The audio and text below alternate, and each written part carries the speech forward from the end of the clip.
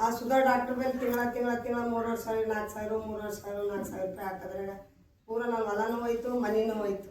ಸಂತೋಷ ಅಂತ ನಮ್ಮ ಊರಿಗೆ ಬಂದಿರೋರಿಗೆ ನಮ್ಮ ಕೆಲಸ ಅದ ಮಾಡಬೇಕು, ಬಿಸ್ನೆಸ್ ಅದ ಮಾಡಬೇಕು. ಮತ್ತು ಇಲ್ಲ ಸರ್ ನಾ 6,000 ರೂಪಾಯಿದಾಗೆ ದುಡ್ತೀನಿ, ಅಂಗನವಾಡಿ ಬಿಟ್ಟು ಅಧಿಕಾರದವ್ರು ಬರ್ತಾರೆ ನಮ್ಮ ಸಸ್ಪೆಂಡ್ ಮಾಡ್ತಾರೆ, ಹೆಂಗೆ ಮಾಡ್ಬೇಕು ಅಂತವ್ರಿ.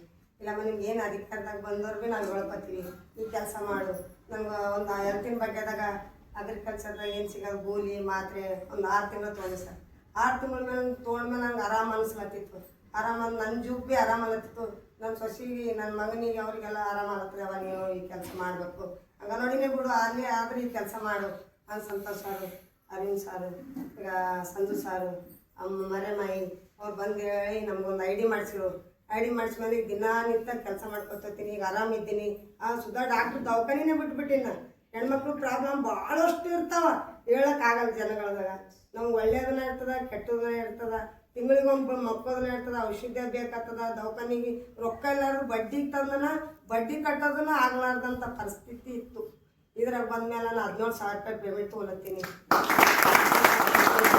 ಮಾಡಿದವರಾಗಲಿ ನಮ್ಮ ಅಕ್ಕ ತಂಗಿದವರಾಗಲಿ ಕೆಲಸ ಮಾಡಿದವ್ರಿಗೆ ಯಾರೂ ಏನು ಮೋಸ ಇಲ್ಲ. ಯಾರಿಗೇನು ಜೀರೋ ಕೊಡೋದಿಲ್ಲ, ರೊಕ್ಕ ಕೊಡೋದಿಲ್ಲ, ರೂಪಾಯಿ ಕೊಡೋದಿಲ್ಲ, ಏನಿಲ್ಲ. ನಮ್ಮ ಹೆಲ್ತ್ ಚಂದ ಇಟ್ಕೊಂಡು ಮತ್ತೊಬ್ಬರಿಗೆ ಒಂದು ಹೇಳೋದೊಂದು ಅಧಿಕಾರ ಕೊಟ್ಟದ ಪ್ರೆಸ್ಟೀಜ್ ಕಂಪ್ನಿ. ನಮಸ್ಕಾರ ಎಲ್ಲರೂ ಕೂಡೇ ಮಾಡಿ